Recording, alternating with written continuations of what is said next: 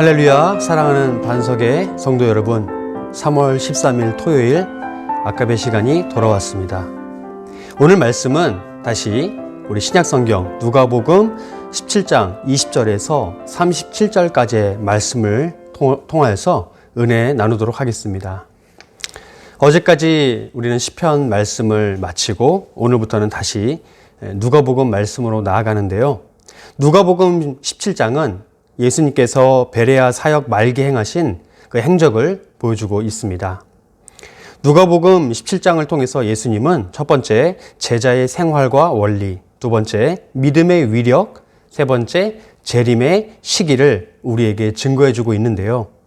이 가운데 오늘 우리는 하나님 나라의 의미와 그 나라가 임하는 때에 대해 함께 나눠보도록 하겠습니다.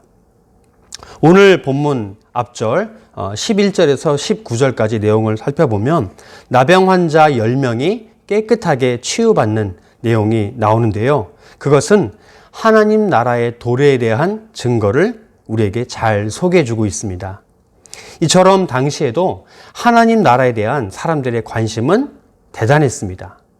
로마의 압제를 받고 있는 때라 특히 더 그러했습니다. 이러한 상황 속에서 바리새인들은 예수님께 세속적 독립과 자유를 바라며 예수님께 하나님의 나라가 언제 임하게 되느냐라고 묻습니다. 그 질문에 예수님께서는 하나님의 나라가 눈에 보이도록 임하는 것이 아니다라고 증거하십니다. 여기에서 바리새인들이 가지고 있는 하나님 나라에 대한 인식이 얼마나 잘못되어 있는가를 우리는 알 수 있습니다. 이미 예수님께서 행하신 병 고침과 같은 그러한 수많은 이적들이 하나님 나라의 도래를 증거하고 있음에도 불구하고 바리새인들은 자신들이 가지고 있던 바람과는 영 다르게 예수님이 행동하시는 것을 보면서 결국 그들은 예수님을 배척해버리고 맙니다. 그렇게 그들은 하나님의 나라를 놓치게 된 것이죠. 사랑하는 반석의 성도 여러분, 우리 역시도 하나님의 뜻과는 다르게 우리가 원하는 대로의 하나님 나라를 꿈꾸고 있지는 않은지 돌아봐야 합니다. 만약 우리도 말씀에서처럼 예수님을 오해하고 있는 바리새인들이나 아직 깨닫지 못하고 있는 제자들과 같다면 이 시간 철저히 말씀의 진리 앞에 무릎 꿇어야 될 줄 믿습니다. 다시 오늘 본문을 보면 예수님께서는 바리새인의 질문에 대한 답을 또다시 제자들에게 전해주십니다. 제자들을 포함한 여러 사람들이 하나님 나라를 보기 원하고 또 세상 사람들이 말하기를 하나님의 나라가 저기에 있고 여기에 있다라고 말하지만 예수님은 제자들에게 결코 그런 말들에 현혹되지 말라라고 명령하십니다. 이처럼 우리도 믿음 안에 굳게 서서 흔들리지 말아야 합니다. 세상의 염려와 유혹이 우리를 몰아붙여도 우리는 절대 예수님께서 우리에게 보여주신 그 나라만 생각하며 신실하게 살아가야 될 줄 믿습니다. 여러분, 그러면 하나님의 나라는 언제, 어떻게, 어느 곳에 임할까요? 우리는 오늘 말씀을 통해 그 해답을 보아야 합니다. 하나님의 나라는 성경이 증거하기를 결코 우리가 예상할 수 없는 때에 이르게 될 거라고 증거하고 있습니다. 제가 24절 말씀을 읽겠습니다. 번개가 하늘 아래 이쪽에서 번쩍이어 하늘 아래 저쪽까지 비침같이 인자도 자기 날에 그러하리라. 그렇습니다. 하나님의 나라는 번개가 순간 번쩍이는 것처럼 임한다고 증거하고 있습니다. 그리고 이어서 예수님은 자신이 고난받아야 할 것을 비유로 증거하십니다. 그러면 무엇을 말할까요? 즉, 예수님이 고난받으실 때에 바로 그때가 진정한 하나님의 나라가 임할 때라는 사실을 말하는 것입니다. 하지만 제자들은 당시에 결코 이 말을 깨달을 수가 없었습니다. 게다가 이어서 들려지는 노아의 때, 롯의 때를 비유한 말씀은 바리새인들과 제자들을 더욱 헷갈리게 합니다.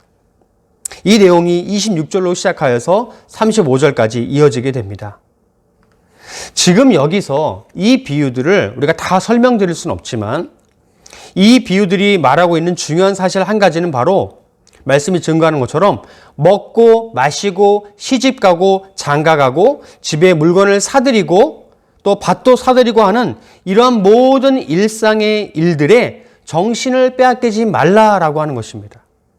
즉 일상에 만족하고 일상이 주는 행복에 잠식되어서 하나님 나라가 임하는 때를 놓치지 말라라고 하는 것입니다. 그러므로 다른 말로 하면 무엇입니까? 바로 근신하여 깨어 있으라라고 하는 것입니다. 예수님께서 하나님의 나라를 비유로 설명하실 때에 많은 곳에서 바로 이 진리를 증거하고 계십니다. 여러분, 세상의 미련을 가지면 하나님 나라를 볼 수 없고 임하는 때도 알 수 없습니다. 마치 롯의 아내처럼 자신의 욕망에 눈이 멀어 생명을 잃어버리게 된다는 것을 우리는 말씀을 통해 깨달을 수 있습니다. 사랑하는 반석의 성도 여러분, 여느 때와 다를 바 없는 일상을 위한 염려와 행동은 절대 하나님 나라를 우리에게 소개해 주지 않습니다. 하나님 나라에 맞지 않습니다. 오직 지금 내 안에 또 내 눈앞에 보여지고 있는 하나님 나라를 지금 이뤄가야 합니다. 오늘 본문 마지막 절 37절 말씀에서 제자들은 하나님의 나라가 어디에 있는지 예수님께 질문합니다.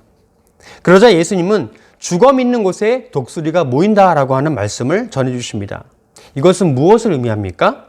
이것은 마치 독수리들이 날아다니는 것이 보이면 그곳에 반드시 그 아래에 죽음이 있다라고 하는 사실을 우리에게 깨닫게 해줍니다.